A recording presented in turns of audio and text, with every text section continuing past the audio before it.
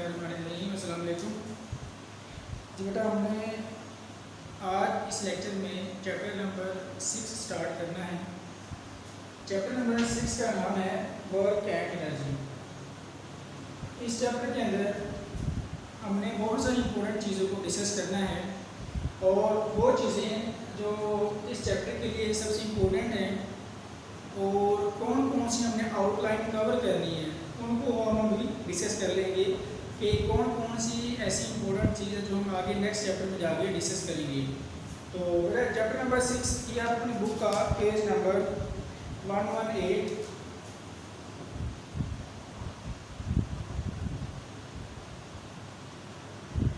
आप सब अपनी बुक का पेज नंबर 118 ओपन कर लें। यहाँ पर चैप्टर का आगाज़ किया हुआ है। तो बेटा जो मेजर कंसेप्ट इसके अंदर हम डिस्कस करेंगे इस चैप्टर के अंदर उनमें वर्क, एनर्जी और आगे एनर्जी की टाइप्स के एनर्जी की टाइप्स कौन कौन सी हो सकती हैं, काइनेटिक एनर्जी, पोटेंशियल एनर्जी, और उसके बाद हम फॉर्म्स ऑफ एनर्जी के एनर्जी की कौन कौन सी फॉर्म्स हैं, और उसके बाद वो कह रहे हैं इंटर कन्वर्जन ऑफ एनर्जी। ठीक है, इंटर कन्वर्जन ऑफ एनर्जी को भी हमने आगे जाके डिस्कस करना है। मेजर सोर्सेज ऑफ एनर्जी, इनके एनर्जी के मेजर सोर्सेज कौन कौन से हैं उनको भी हमने नेक्स्ट जाके डिस्कस करना है। उसके बाद एफिशिएंसी एंड पावर। ठीक है, ये जो मेजर टॉपिक्स हैं ये सारे किसके रिलेटेड हैं, वर्क एंड एनर्जी के सारे रिलेटेड हैं। ठीक है, तो सबसे पहले बेटा आपको स्टार्ट करते हैं वर्क से।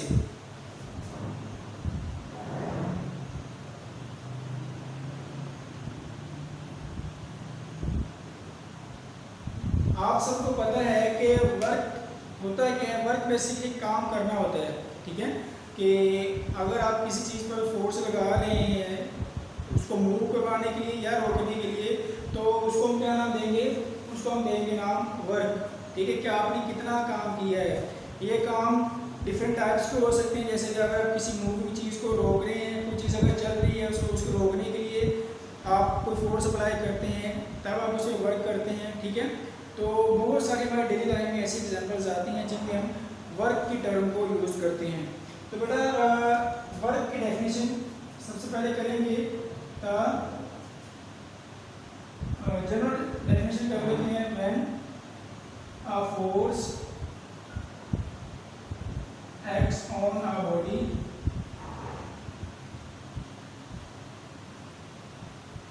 एंड इट मूव्स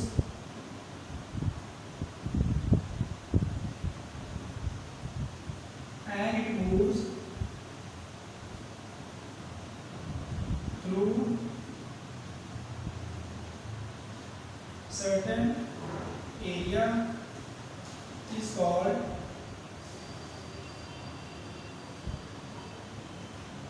ठीक है, वर्क की डेफिनेशन ये है कि जब आप किसी चीज़ पर फोर्स अप्लाई करते हैं और वो बॉडी मूव करना स्टार्ट हो जाती है, वो डिस्प्लेसमेंट कवर करती है, तो आप उसको क्या कहते हैं, उसको बेटा आप नाम देते हैं वर्क। अब बेटा यहाँ पे दो तीन ऐसी बातें हैं जिनमें आपने कंफ्यूज नहीं होना। ठीक है, पहली बात बेटा ये है कि जब आप किसी चीज़ पे फोर्स अप्लाई करेंगे अगर वो बॉडी मूव करे तब आप कह सकते हैं कि इस बॉडी पर हमने वर्क अप्लाई फोर्स अप्लाई की है, तो इस बॉडी ने वर्क किया है। ठीक है, लेकिन अगर आप किसी चीज़ पर फोर्स लगा रहे हैं और वो बॉडी मूव ही नहीं कर रही तब आप क्या कहेंगे कि ये जो हमारे पास फोर्स लगाई है इससे कोई वर्क हमें हासिल नहीं हुआ। ठीक है, तो बेसिकली जो वर्क का फॉर्मूला है, work is equal to F multiply by S। अब W हमारे पास वर्क है, F के हमारे पास फोर्स, क्या आपने कितनी फोर्स अप्लाई की है, और S हमारे पास क्या है, डिस्टेंस। ये बात क्लियर हो रही है कि work is equal to the product of force and distance. Work किसके बराबर है बेटा, वर्क है फोर्स और डिस्टेंस के मल्टीप्लिकेशन के इक्वल है। ठीक है, तो आप ये भी इसकी डेफिनेशन बना सकते हैं कि work is equal to the cross product of या dot product of force and distance. ठीक है, अगर आप किसी चीज़ पर फोर्स अप्लाई करते हैं और वो बॉडी मूव करे तो आप कह सकते हैं कि इस फोर्स की वजह से वर्क हुआ है। लेकिन अगर आप फोर्स लगा रहे हैं लेकिन वो बॉडी मूव ही नहीं कर रही, तब वो वर्क नहीं होगा, वो जस्ट फोर्स ही काउंट होगी। ठीक है, तो उन्होंने यहाँ पे कुछ एग्जांपल्स या डायग्रामेटिकली उन्होंने कुछ समझाने की कोशिश की है कि सपोज हमारे पास एक ब्लॉक है, ठीक है, आपने इस तरफ फोर्स अप्लाई की है, ठीक है, इस तरफ फोर्स अप्लाई की है और ये ब्लॉक इस एक पोजीशन से उठकर यहाँ पर आ गया है बी की तरफ। ठीक है, समझ आ गई? कि ये जो ऑब्जेक्ट है ए, इस पे आपने फोर्स अप्लाई की और ये ए से बी की तरफ आ गया है और यहाँ पर जो उसका डिस्टेंस है इधर से लेके इधर तक का वो क्या है, वो है एस। ठीक है, अब बेटा यहाँ पर देखें, जब आपने फोर्स अप्लाई की इस ऑब्जेक्ट ए पर तो ये यहाँ से उठकर यहाँ पर चला गया, मूव कर गया, तो इसने कुछ डिस्टेंस कवर किया है, डिस्टेंस को हमने नाम दे दिया एस का। तब आपने कहा कि इस पे वर्क अप्लाई हुआ है। ठीक है, तो लेकिन अगर आप एक कोई भी लड़का है, कोई भी शख्स, ये वॉल है, दीवार, और वो इस पे फोर्स लगा रहा है, इस दीवार पे फोर्स लगा रहा है, लेकिन ये जो वॉल है ये मूव नहीं कर रही, तो आप क्या कहेंगे कि इसने वर्क किया या नहीं किया? तो बेटा इसने वर्क नहीं किया, क्योंकि ये जो वॉल है, दीवार है, ये मूव ही नहीं कर रही, तो इसने वर्क कैसे किया? वर्क यहाँ पे नहीं हुआ, क्योंकि हमारी जो कंडीशन यही थी कि वर्क उस वक्त होगा जब जो बॉडी है वो मूव करे फोर्स के साथ, कि जब आप फोर्स अप्लाई कर रहे हैं तो वो बॉडी भी फोर्स के डायरेक्शन में या उसके ऑपोजिट कहीं पर भी मूव कर जाए, तो आप उसको क्या नाम देंगे? उसको नाम देंगे वर्क का। ठीक है, तो इसका फॉर्मूला आपको पता है, W = F × S। अब यहाँ पर आपको एमसीक्यू भी आ सकते हैं कि on what factor does work depend. ठीक है, कि वर्क किन किन फैक्टर पे डिपेंड करता है, वर्क किन किन फैक्टर पे डिपेंड करता है। तो पहले बेटे आपको पता है कि वर्क यहाँ पे क्या है, फोर्स पे मेनली डिपेंड करता है। ठीक है, और उसके बाद किस पे डिपेंड करता है, और उसके बाद डिपेंड करता है डिस्टेंस पर। ठीक हो गया? अब बेटे इसको मजीद आगे एलैबोरेट करते हैं, एक्सप्लेन करते हैं, तो आप सब अपनी बुक का पेज नंबर 120 ओपन करेंगे तो आपको यहाँ पर मजीद क्लैरिफिकेशन होना शुरू हो जाएगी।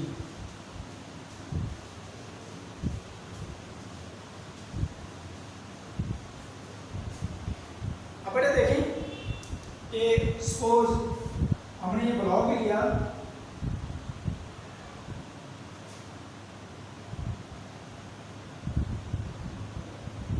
ठीक है, और आपने इस ब्लॉक पर इस डायरेक्शन में फोर्स अप्लाई की है।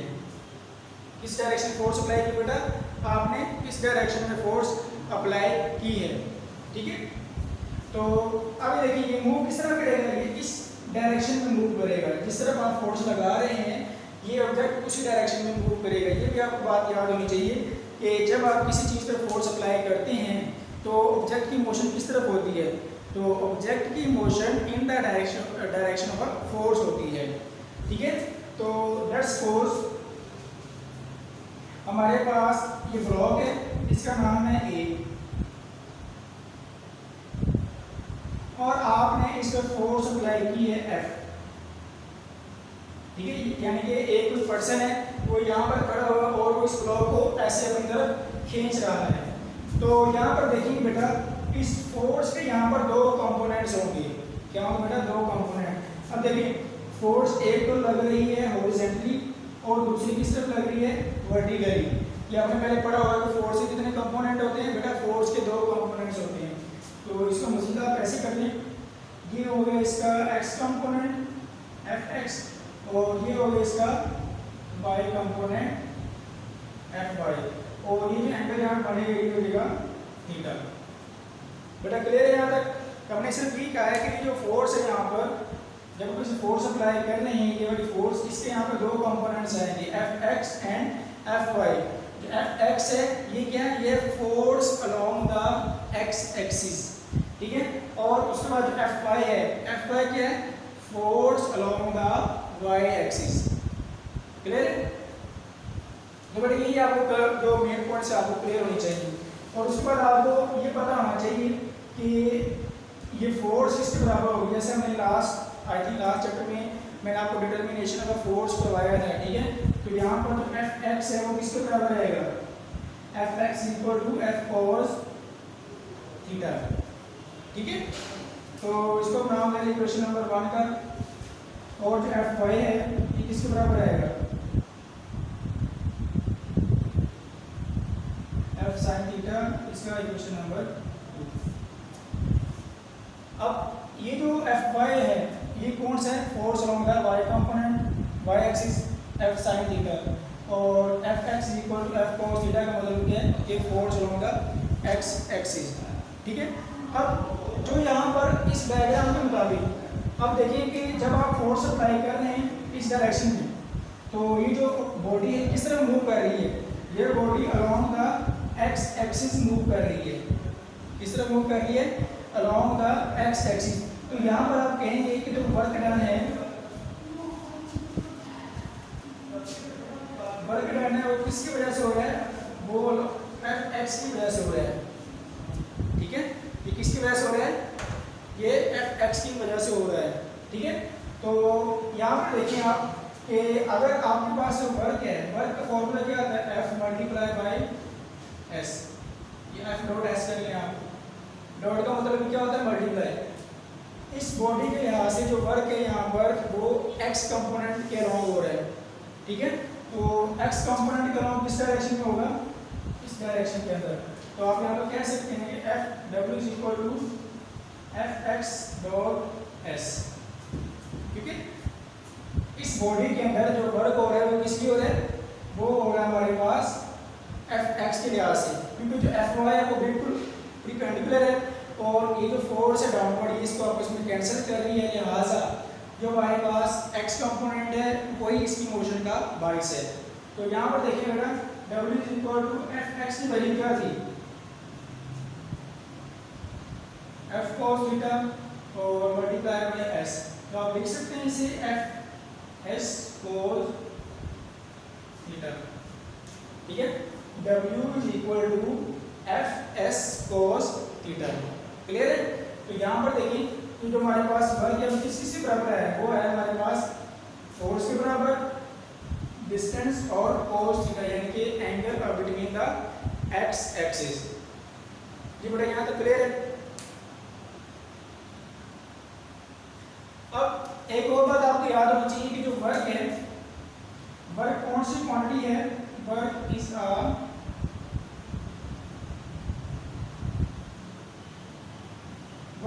Scalar quantity. वर्क क्या बेटा, स्केलर क्वांटिटी है, और ये किसकी मैग्नीट्यूड पर डिपेंड करती है, यानी ये वर्क किस पे डिपेंड करता है, ये मैंने आपको पहले बताया था कि वर्क हमेशा फोर्स और डिस्प्लेसमेंट पर डिपेंड करता है।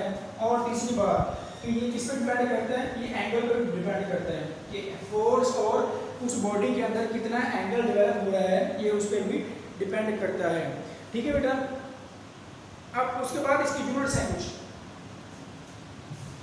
Unit of work.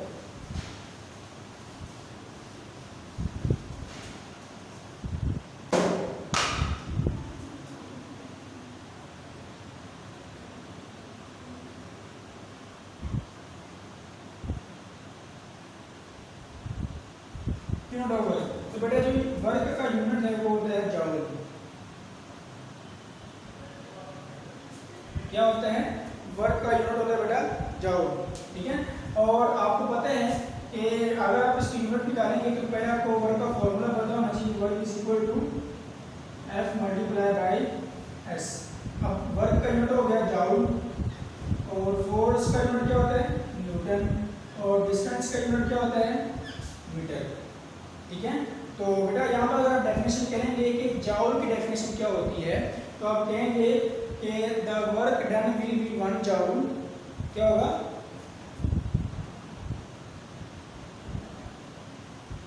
Work done will be 1 joule if a force of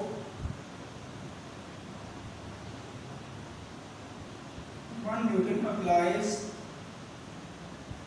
applied on a body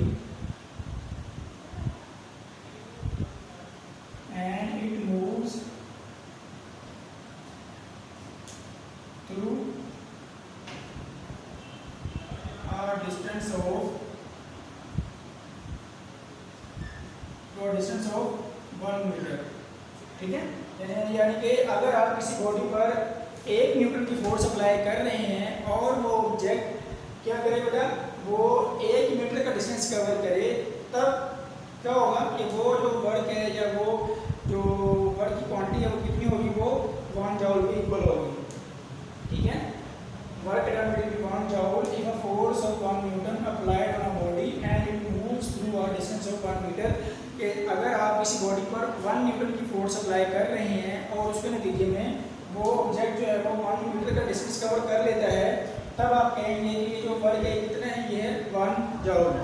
ठीक है, अब आगे जॉल के डिफरेंट यूनिट हैं कि किलो जॉल। ठीक है, तो किलो जॉल की पावर कितनी होती है, 10 की पावर 3 जॉल, और एक होता है मेगा जॉल। तो मेगा जॉल कितना होता है, 10 की पावर 6 जॉल। तो ये आपको कुछ ना कुछ इसके यूनिट याद होना चाहिए। ठीक है बेटा, तो आज के इस लेक्चर में हमें सिर्फ ये डिस्कस करना था कि वर्क क्या होता है। ये आपको लॉन्ग क्वेश्चन भी आ सकता है। ठीक है, वर्क, उसके फैक्टर्स, उसकी एक्सप्लेनेशन, उसके डायग्राम जैसे ब्लॉक हमने यहाँ पर डिस्कस किए, और उसके बाद ये कि इसकी एफ एक्स की वैल्यू क्या होती है, एफ वाई की वैल्यू क्या होती है, इन सब को हमने यहाँ पे डिस्कस किया है। ठीक है, तो आपको अगर लॉन्ग क्वेश्चन आए तो पहले आपने इसकी डेफिनेशन, ठीक है, फिर आपको क्या करना है, इसको एक्सप्लेन करना है। एक्सप्लेनेशन जैसे कि आपको पेज नंबर 119 पर लिखी हुई है। ठीक है, उसके बाद आप इसका फॉर्मूला, और उसके बाद आप इसकी जो डेरिवेशन यहाँ पर लिखी हुई है वो, उसके बाद लास्ट में इसका यूनिट और इसकी यूनिट की कुछ वैल्यूज।